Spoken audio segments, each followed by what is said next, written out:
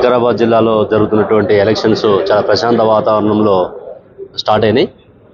ఇప్పటివరకు election schedule వచ్చిన దగ్గర నుంచి కూడా లాస్ట్ 45 డేస్ నుంచి పోలీసు, రెవెన్యూ యంత్రాంగం అంతా కూడా ఒక జాయింట్గా టీం వర్క్ లాగా పనిచేసి జిల్లాలో ఇప్పటివరకు నిన్నటి వరకు 3 కోట్ల అమౌంట్ సీజ్ చేయడం జరిగింది. 4,000 లీటర్ల లిక్కరు, అదేవిధంగా ఒక 3,000 మంది bound hours, non bailable warrants కూడా అన్ని ఎగ్జిక్యూట్ చేయడము.